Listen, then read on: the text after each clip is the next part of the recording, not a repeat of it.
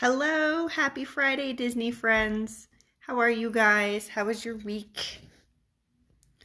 Get set up.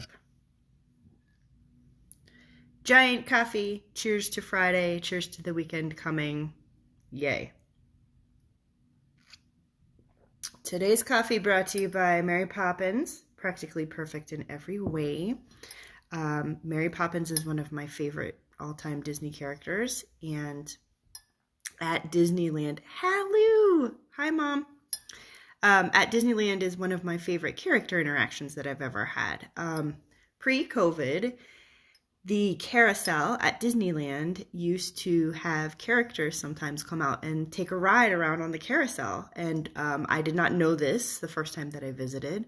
And out of nowhere came the lovely, incomparable Mary Poppins and Bert. Good morning, Jen. How are you?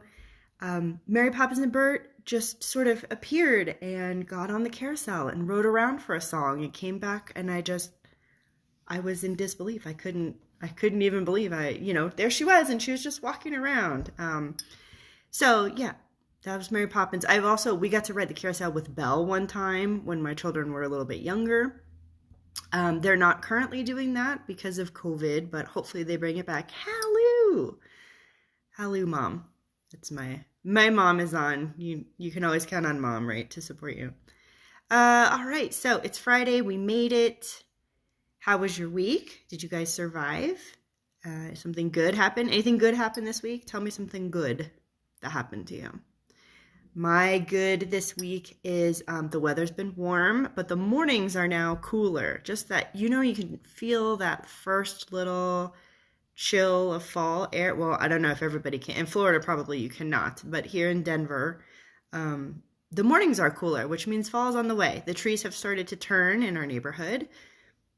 So it's sort of like full speed ahead from here to Halloween and then Christmas, and then it'll be 2022 before you know it, which is a little crazy. Tell me something good that happened to you guys this week.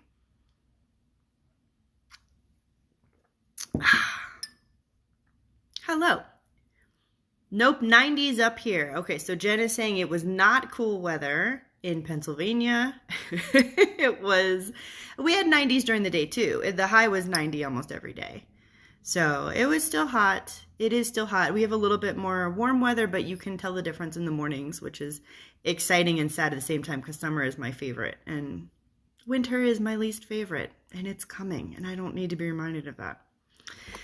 So, hello, if this is your first time joining me for coffee, my name is Sara Mahjoub. I'm also known as Vacation Fairy Sara. I am a senior travel planner with Middle of the Magic Travel, and I am here to make your next Disney vacation as fun and memorable and hassle-free as possible.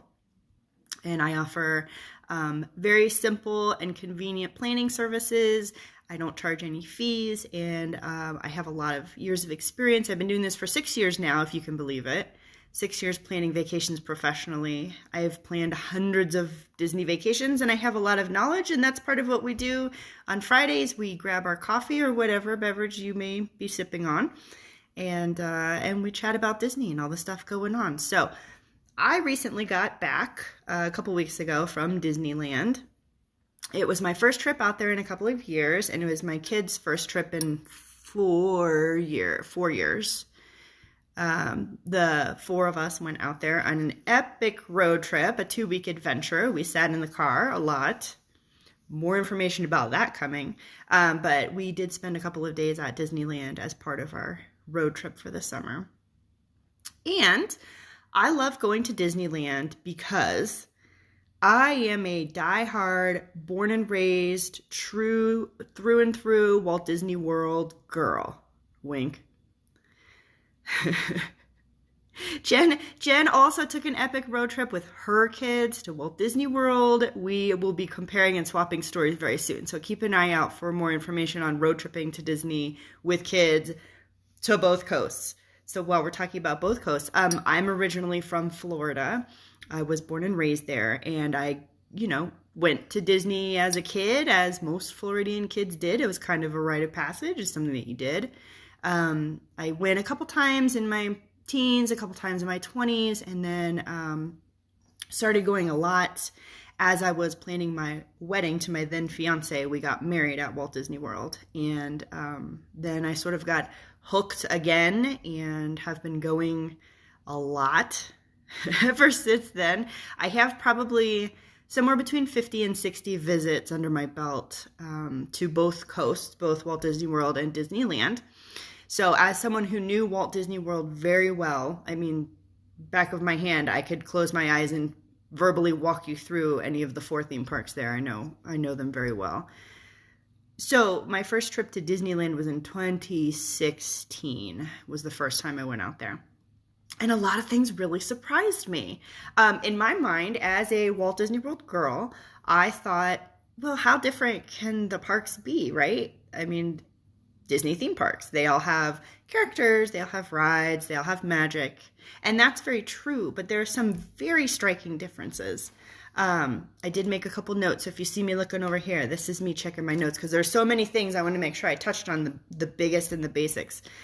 So speaking of the biggest difference between Walt Disney World and Disneyland is the size. Disneyland was opened in 1955.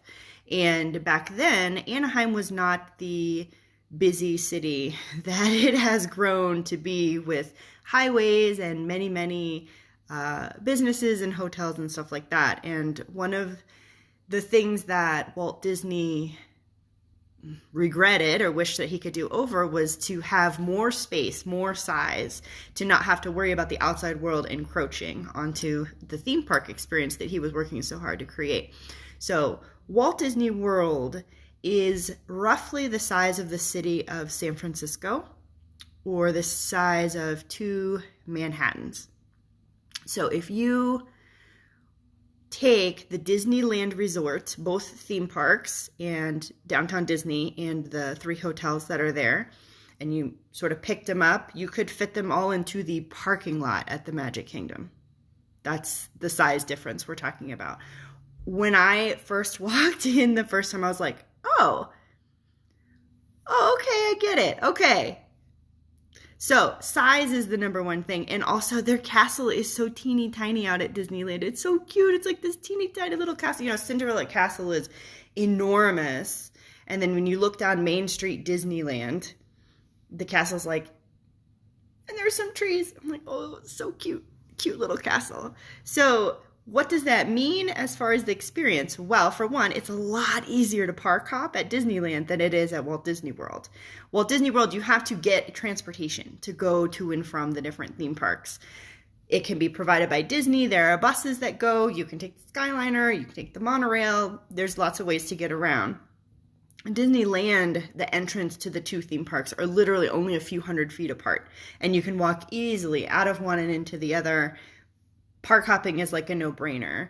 And because the experiences in the 2 theme parks are pretty different and they have very different offerings, I always recommend to people to plan on getting park hopper tickets, because if you go to California Adventure, and you're going to want to go, and there's some amazing things to see there, but overall they do have less rides than Disneyland Park does. So if you finish up your day there, you can park hop and get on some more things in Disneyland Park. So it's always worth it to have park hoppers. Plus, with the park hoppers, they have 2 different rides that use the virtual queue system. They have Star Wars Rise of the Resistance, which is in Disneyland Park, and Star Wars Galaxy's Edge. And then they have Web Slingers, which is at Marvel Campus, which is in California Adventure. You can try for virtual boarding passes for both once you've scanned into the parks. So those open up at, it's noon Pacific time. You can try for either one. And if you have park hopper tickets, you can go to either one, whatever you end up getting. So it's really quite cool. They're both very good rides. You definitely should try for both of them. So you don't have to worry about park hopping. You don't have to worry about transportation. The other thing that I like about Disneyland is it's a more compact vacation. You could do a weekend there and probably see and do most everything. I personally would probably like 3 days in the parks. We were there for 2 full days. And I felt like we still didn't do as many things as I wanted to do. There was a few rides that I didn't get to go on, and there were some things that I would have liked to have gone on again before we went home. So I personally would do 3 days, but you can do it in 2. It's a very easy weekend or long weekend trip. you can feel like you got most of it done and you can go home. Walt Disney World, if you're going to go out there, that's probably a week because you want to travel. You don't want to try to go to the theme parks on your travel days unless you have extremely early flights or you're arriving extremely early or you're leaving extremely late the last day. So you want at least 1 day per park. Some people like 2 days at the Magic Kingdom. And then if you do park hopping, you can still spread it out. But there's just so much to see and do at Walt Disney World that's just a longer trip. Unless you plan on going back many times. And then you can, sort of trim off here and there. So that's a big difference as well, is how long of a trip are you looking to take? So one of the things that's very cool, and actually probably my favorite thing about Disneyland, is they have preserved a lot of the original 1955 rides that were there on opening day. They're not in the same condition that they were in. They've been maintained and they've been updated. For example, Snow White used to have a scary adventure, but now she has an enchanted wish. And they did a refurbishment on that ride right before they reopened from COVID. And the new audio animatronics are really beautiful. They put in some nice features to enjoy while you're on the ride. You may recognize one or two of the audio animatronics if you have ridden Seven Dwarfs Mine Train over at Walt Disney World, which is an amazing coaster and you do want to ride it. But they have like their Mr. Toad's Wild Ride. They have their Jungle Cruise, and a lot of the original attractions are still there, and most of them are mostly still in their original forms. I love Mr. Toad's Wild Ride. I love Mr. Toad. So that's the only place you could see him. Do you guys know? Here's your little trivia. Do you guys know where Mr. Toad is at Walt Disney World? You can find him. You cannot go on his ride anymore because he has been changed into something else, but there's a little Easter egg. Let me know. Put a comment if you know where Mr. Toad is hiding out at Walt Disney World. Jen knows. I do. Okay, Disneyland has better. This is going to be controversial, probably. These are opinions, obviously. I am sure diehard Disneyland fans feel exactly the opposite way about Walt Disney World. That's I do about going to Disneyland. So I would say this: Disneyland has better churros. Disneyland knows how to make a churro or four. I mean, they're everywhere. They're very easy to find. They have carts. It's just a different. Their churro game is on another level at Disneyland, and I am a big churro fan. So I try to eat as many of them as I can when I'm at Disneyland. I think I got in 3. We had 3 churros last time we were there, but I could easily eat more. So their churros are better. Disneyland has a better Space Mountain. Sorry, world, but it's true. Space Mountain at Walt Disney World is a little bit too jerky and bumpy for me, and I feel like I need to go to the chiropractor when I get off the ride. Disneyland has a very smooth, much more enjoyable Space Mountain experience. They also do overlays, which is super cool. They do Hyperspace Mountain when it's going to be Halloween time, fall time, which is cool with a different soundtrack and stuff. But it's just I just think it's a better experience to go on. I prefer it. And then of course Disneyland's It's a Small World is much better, much better. They have the classic facade out front, and of course if you go during the holidays, they decorate the whole thing with Christmas lights, which is just so beautiful and fantastic. And then as you're going through the ride, you will see little hidden dolls that are of some of the characters from some of the movies. So you can spot like Alice in Wonderland is in there, and Moana, Woody and Jessie are in there, Mulan is in there. There's all kind of different characters in addition to the regular dolls that you'll see for Small World. You can also spot characters while you're there, which is sort of fun. And for people who aren't huge Small World fans, this gives them something to do until the ride is over, and the crazy fanatical person you're riding with can enjoy their time, and you can spend your time spotting the characters. So I prefer their Small World. And then Big Thunder Mountain Railroad is a little bit different. Some of the effects are different. for World and Land, which is kind of cool. In my opinion, Big Thunder Mountain is one of my most favorite rides of all time, so I do think that they're sort of neck and neck as far as the best. I think they're both the best. I love them. They are different. And then, of course, we have to mention Pirates of the Caribbean. Disneyland has a superior Pirates of the Caribbean to Walt Disney World. It does feature 2 drops at the beginning instead of 1. It's longer and there are more scenes, which I think is very cool. And I can't get enough pirates in my life, so the more time I'm on Pirates of the Caribbean, the better, in my opinion. And of course, they have the option of the Blue Bayou restaurant, which is right there, and you're in the load zone and you're getting ready to go onto the ride. You're going through the bayous, and it's sort of dark, and it's sort of twilight, and there are little lightning bugs, and it's very peaceful. And there's a restaurant right there that has that same kind of atmosphere. That's the Blue Bayou. You can eat there. So you can eat in Pirates of the Caribbean. And there's no pirates, no action going on, but it's the beginning of the ride, which is very cool. So you don't have that option at World. They do both smell the same, though. Pirate water smell. Anyone else obsessed with the smell of pirate water? Or is it just me? I love the smell of pirate water. Okay. Things you can find at Disneyland that you can't find at Walt Disney World because it doesn't exist. My all-time favorite, Cars Land. Cars Land is so fabulous if you're a Cars fan, even if you're just sort of a casual Cars fan. When Cars Land opened up and the first time that I went into it, Tracy. Oh, Tracy loves pirate water too? Yeah, I love the smell of pirate water. There's nothing like it. Cars Land was sort of at the beginning of when Disney was really getting to the super all immersive experiences. It's not just build a ride here, build a ride there sort of thing.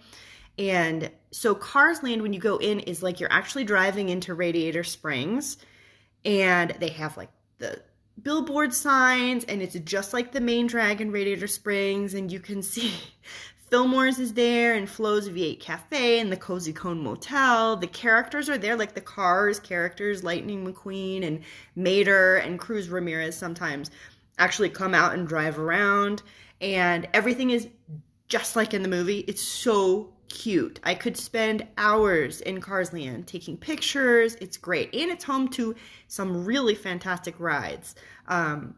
Radiator Springs Racers is a phenomenal ride, and definitely a must-do if you're going to Disneyland.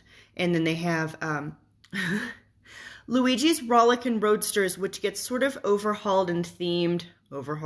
It gets overhauled and themed for the fall. They do like a Halloween, H-A-U-L, Halloween. And then there's a Christmas one that they change the music basically, but you go dancing in cars, and it's very, very fun. And the food is great there. Flo's V8 Cafe has a lot of delicious things to eat. The Cozy Cone Motel is actually 6 quick service restaurants, booth, I guess. And so each one has different snacks and foods. They have churros, of course. They have good churros. But they have one that has flavored popcorn, and the flavors are so awesome. There's like dill pickle popcorn, all different, like buffalo flavored popcorn. They have 4 or 5 different flavors you can choose from. Disney popcorn is fantastic as a snack, and then flavored Disney popcorn is even better. We got churro flavored popcorn when we were there, because how am I not going to have churro flavored popcorn? And it was so good. It's just really fantastic. And then if you happen to be there at dusk, this is not it's not like announced or anything. It's not in the Times Guide or anything like that. But if you're there at dusk, right when the sun starts to go down, it's like 5 minutes after sunset, all the neon lights come on. And it's just like in the original Cars movie. They play the music on the loudspeakers, and everybody can kind of like cruise down the main drag and Radiator Springs. There is the one traffic light blinking, and all the neon comes on, and it's really, really... It's very much like being in the movie to the level that, only Disney can do. And so it's really fantastic. If you like Cars, even if you only mildly like the movie Cars, you should definitely go check it out. And for sure go on Radiator Springs Racers. It's such a good ride. So Disneyland is the home to Avengers Campus, which is brand new, just opened in June. And that's also really a cool, super immersive, very themed area. Background music is awesome. The buildings are all super like futuristic looking. Right now they have a couple of quick service restaurants. They have one ride open over there. They have a bunch of character interactions and shows. And then there is another ride that's under development that we don't have a ton of information about when it's coming or not. So it'll be more complete than it is. And then, of course, Guardians of the Galaxy, which was already at Disneyland, that is their former Tower of Terror. Now it's Guardians of the Galaxy Mission Breakout. So, so we have another very themed land. I went on Web Slingers. I thought it was a really fantastic ride. And let me get this notifications out of here. How do I get rid of this? Oh no! Go away! I don't know how to get rid of this. Oh my goodness, I hope you guys can't see this. This is... Okay, hold on. Okay, there we go. Sorry about that. My messenger is popping up everywhere. Okay, so Web Slingers. So Web Slingers is the one of the two rides in Disneyland that you have to get a virtual boarding pass for. It's very cool and very well done, and it's reminded me a lot of Toy Story Mania, where you're in a vehicle that moves, and your job is to sling your webs and try to get all these robot spiders. Good morning, Stephanie. How are you? So what's neat about it is you don't have any kind of game control. You know, on Toy Story Mania, you have a gun, a shooter. In Web Slingers, they have figured out how to use your hands. So all you have to do is be in your ride vehicle, move your hands, and then it projects the webs out and helps you nab all of the robot spiders. And then they move you to another screen and they do some more, and they move you to another screen and you do some more. So it's sort of like that. It's very cool. It's very well done. I definitely recommend it. I don't know if they will keep it on virtual queue forever, if they will eventually move it to a regular standby line. Obviously, when the Genie and the Genie Plus plating services come out, it's going to be sort of a game changer as far as how we do rides and how we prioritize stuff. And as soon as we get more information about that, I will be passing that on to you guys. I know we're going to do a big middle of the Magic Travel, like a training and a Q&A session for everybody once we get the Genie information and details of how it all works. Stephanie says, my arms were sore. Yes, it was so much fun. Web slingers. Yeah, so there's a lot of like, you're going like this because you're slinging your webs. So it's a good workout. And that was actually the ride that I ended up getting stuck on. Right at the end of the last screen before we get unloaded, our vehicle got stuck. The ride shut down and we got evacuated off of it. So that was interesting. That was actually one of my Disney bucket list items, to be evacuated off of a ride. It has never happened to me in all my visits, and it finally did. And I was very excited. And my family didn't understand why. We didn't get to see a ton because we were already very close to where they unload the ride. So we just walked through basically a small hallway, and that was it. So I didn't get to see any of like the, the ride mechanisms or anything like that. But it was still cool. I was still very excited. And they did give us a recovery fast pass for that too, which we used to go on Radiator Springs Racers, which was awesome. All right, also available at Disneyland that you cannot find at World, the Matterhorn. The Matterhorn is a roller coaster that you just have to go on at once. You just have to experience it. You just have to. It's just, who has that on their Disney bucket list, a true Disney addict? Yeah, well, I mean, there's some things that you always want to see and you've always been curious about, and being evacuated off a ride is one of them. Everyone says Space Mountain with the lights on, right? That's like everybody's, ride that you would want to be able to see is Space Mountain evac with the lights on. So I don't know about that one. I don't know if I want to be on Space Mountain when it shuts down. This was like a much safer ride shutdown situation because all we did was climb down out of our vehicle and then get escorted out the door. So it depends on what ride you're on. Obviously, if you're on like the Incredicoaster or the Matterhorn, that's going to be a much more intense evacuation situation. I don't know how I feel about that. I don't know. Have you guys ever been evacuated off any rides? Tell me in the comments here if anybody's ever had to get off of a ride not in the traditional way. We'll see. And the last thing I'm going to mention is Pixar Pier. is over in California Adventure, and that is not like anything that we have at Walt Disney World, where it has sort of a seaside carnival feel to it, which is really cool. The giant Mickey Ferris wheel is out there. It's called the Pixar Pal Around. You can see it from pretty far away. We actually saw it from our hotel room 2 blocks away. We could see Mickey's face on it. And then Credit Coaster is there. And of course, they do in non-COVID times, the World of Color show, which is absolutely phenomenal. It is not taking place right now, but I have no doubt as soon as it's safe enough to bring all the shows back, Disneyland will bring it back, because it's just such a neat experience with fountains and projections, and there's lasers and there's color and there's music. It's very, very cool. Very interesting. So there's that. So as a Walt Disney World girl through and through, I did have a few skepticisms about going to Disneyland. I was pleasantly surprised. I thought the magic was totally there. The feel is very neat, and I like the sense of history and nostalgia that's there. I have that for Walt Disney World, but my nostalgia only goes back to the early 80s.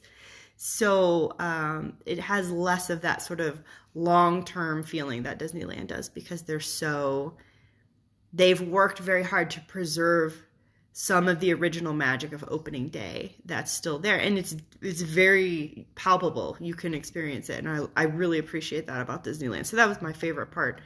But I didn't love the lack of the Disney bubble. Like, the first time I went to Disneyland, not this trip, but the first time I went to Disneyland, we drove in on Harbor Boulevard, and we were just driving, and you just look out your window, and there's like the back of the Guardians of the Galaxy. She's like right there. She's like there. She's like on the side of the road. And I thought, oh my God, you never be able to see the backside of any ride. I mean, anything that they have at Walt Disney World that's visible at all is, painted go-away colors, and they hide it with trees, and they, position things so that everything is sort of, the magical part is facing you and the not magical part is hidden away. That's why backstage is such a big deal.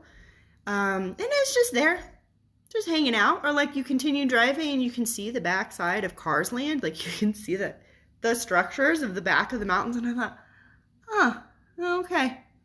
There it is right there. Like you walk out of the entrances, the gates of Disneyland, and you're just like in a regular city. It's like walking down the street. It's very jarring.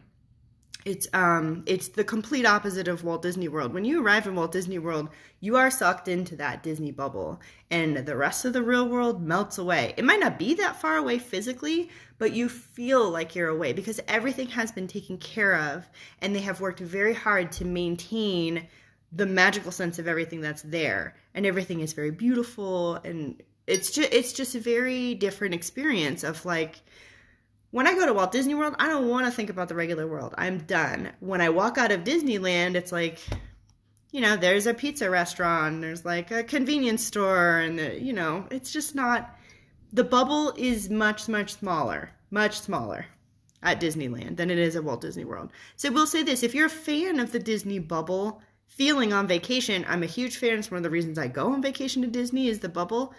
You're going to want to think about staying on property at one of Disneyland's hotels. Every place that's off property, no matter how close it is, you will be leaving your Disney bubble to go there, and there will be things like traffic lights and people walking and all kind of stuff. And the farther out you get from staying at Disneyland, the more inconvenient it becomes to get to the theme parks. So I will say, if you're looking for the bubble, if you want to be away from the real world and totally immerse, plan on staying on property. This is the only way that you'll achieve that for the duration of the time that you're at Disneyland. A lot of the queues at Disneyland are outdoors in the sun, more so than at Walt Disney World. This initially, I think, was just an issue of space. It didn't seem to be that big of a deal. I do believe that Southern California was less hot in 1955 than it is now. And in Florida, that's a no-brainer. You put as much of the queue inside as you can fit. You shade as much of the queue as you can. So the first couple times I went to Disneyland, I was surprised. You wait for It's a Small World, the entire queue is outside. You wait outside the entire time. You don't go into the building until you're on the boat. And there's quite a few rides that are like that. You don't walk into the actual building until you're almost getting on the ride. It's not a big deal most of the time, but if you're there on an extremely hot day like we were, you definitely notice how much of the time you're out in the direct sunlight. Another thing I will say is that Disney photographers seem to be much harder to come by at Disneyland than they are at Walt Disney World. Now, this is also partially due to a reduction in just the sheer number of staff members, cast members that are there post-COVID. But even pre-COVID, there's only a handful of spots where you can reliably find a Disneyland photographer to take your picture. Obviously like in front of Sleeping Beauty Castle and stuff like that, in front of Pixar Pier, all those, they're there, but there's a lot less spots to find them. And there's a lot fewer, like, oh yeah, obviously you'd get your picture taken there sort of moments. And at Walt Disney World, there's plenty. There's lots of photographers everywhere, and it's very easy to find someone take a picture. So I noticed that. And then of course, like I said, their castle is so teeny tiny. The Disneyland's got such a cute little castle. It does have a very cool moat around it. And I will say this, I like being able to walk through Sleeping Beauty Castle. They have a walkthrough that sort of tells the story of Sleeping Beauty in pictures and little scenes. And so you can sort of walk through. It is a lot of steps, so be forewarned. I was not aware how many steps it was, and it was hurting my legs by the time I came down. So just be forewarned if you're going to do that. Anyway, so overall, I'm going to say if you've only ever been to one and you haven't been to the other, do yourself a favor and go. If you've only been to Disneyland, you got to experience World. It's like the next generation. You can see the beginnings of the ideas of things at Disneyland that came to fruition at Walt Disney World, besides just the size. Hollywoodland has its own park, Hollywood Studios. I mean, there's so many things that got expanded and are just so much more fleshed out and so much bigger at Walt Disney World. So if you're a land person, go to Walt Disney World so you can see the next generation of what happened. And if you've only ever been to Walt Disney World, you really should go to Disneyland at least once to see the humble beginnings of everything that you love so much about Walt Disney World. That's how it was for me. And I loved, like I said, the nostalgia and all the original 1955 rides. They have a lot of rides that we don't have at World that are worth a look. So go. And I can help you get to both. My planning services are completely free. I can help you figure out the best time to go, where you should stay, how many days you need, what kind of park tickets, the best way to stack your day so that you get the most in, help you with dining reservations. I can give you all my tips from all my trips, help you have the best time possible. So if you don't want to have to worry about doing all the research yourself, and why would you? Why would you do all that if you can have somebody help you? So just a couple quick little news items for this weekend, then I'll let you guys go because it's almost the weekend. Why are we talking about Disneyland? Because 2022 bookings are now available for Disneyland all the way through the end of the year. So we've been waiting a super long time. August feels super late for these to come out, but here we are. If you are thinking about Disneyland, not this year, but next year, spring break, 3-day weekends, summer vacation, graduation, do you have an important birthday? Do you have an important anniversary that you need to celebrate? And of course, fall and holidays next year as well. We can still book you for those things this year too, but if you want to look farther out, all those are available to book now. Get them on the books, get your preferred travel dates, get your preferred hotel room. It's a good time to do it. And then it's on the books and it's done, and you have all year to be excited and look forward to it.